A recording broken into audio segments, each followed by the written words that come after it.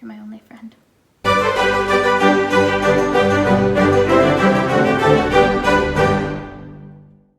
Hey guys, welcome back to my channel. Today I'm going to be filming my end of February, March wrap up for the books that I read during that time. Yeah, so let's get into it. So I read Graceling, which I have a dedicated review to, and if you've seen it, you know I was not a big fan.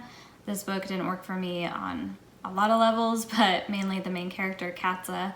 I didn't like her, and she's the main character. You're supposed to like her. You're supposed to root for her, and I didn't like her at all, and I wouldn't have been disappointed if something happened to her.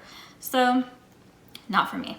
Another book that I read was Ready Player One, which a dedicated review will be going up. I feel like I'm an outlier in this, that I did not really enjoy this book.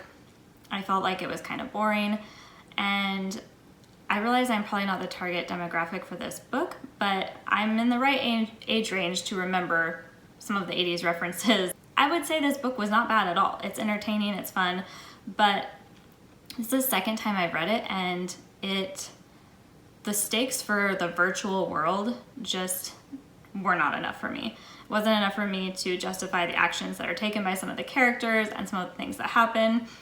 And like, you know, this is a virtual reality fight. Yes, things happen in the real world, which by the way get pretty much glossed over, like deaths and stuff. Honestly, I can't see anybody sacrificing their lives for virtual reality, but what do I know? So the next books that I read 3 Beauty and the Beast retellings because I was just in that kind of mood. And these were just pretty much all quick reads. The first one being A Kiss Like Roses, and it was fun. It was a short read. It was entertaining. I liked it. The main character, Beatrice, is trying to find the cure for her father because he's very ill, and she's been told about these magical gold roses that she can sell for enough money to buy the cure that she needs, because only the wealthy have this cure, apparently. So she goes and tries to get these roses, and of course runs into the prince. It wasn't my favorite Beauty and the Beast retelling, but it was still entertaining. The next one was The Rose and the Thorn, with the main characters being Rose and Thorn. And Rose, she gets transported to a fairy realm where this prince is, and he is stuck there, and every 6 months basically the portal opens and something sometimes gets in. And she happens to get through at this right exact moment and finds the castle and the prince and the beast, obviously. So she's stuck there for 6 months until the portal opens again, which I thought was actually a good plot device in that it makes the romance make a lot more sense because she's there for a while. They are stuck together in the castle for months, and it's actually, the relationship seems to have a much better progression and seems much more natural than a lot of these fairy tale retellings.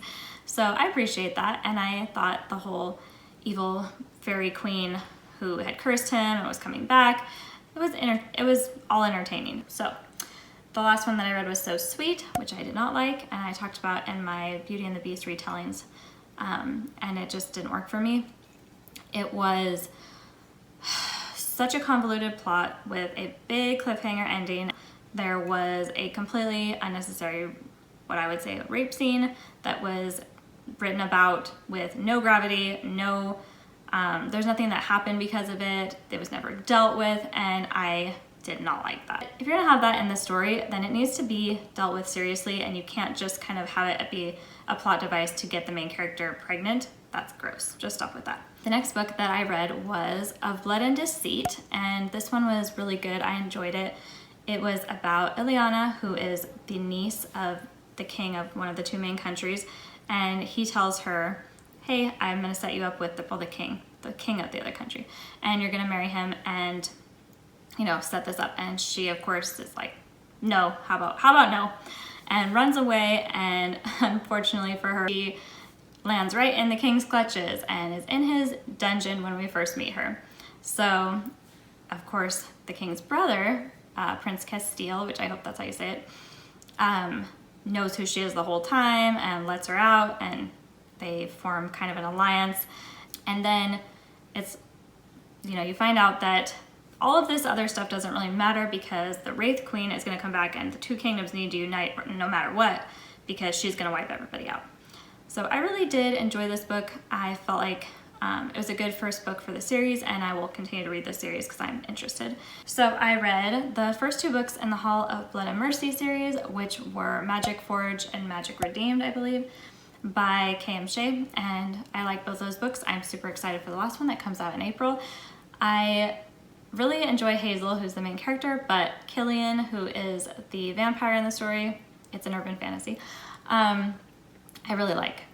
I really like him. I like the character. I feel like there's so many stereotypical vampire things that you can do, but I like that he's bad still. Like, I'm sorry, it's been 2 books and he's still kind of not a good guy, and I kind of like that.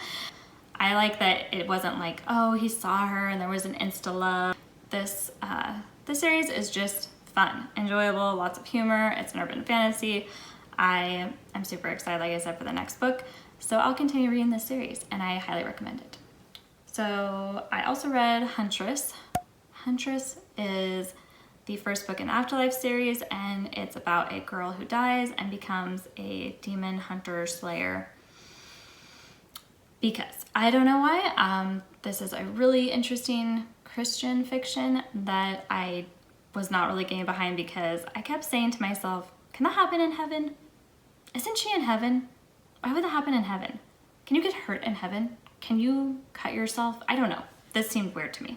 But my main problem with it, and why I won't continue the series, is that the romance was set up as they have like this bond and they're basically destined to be together, kind of a thing.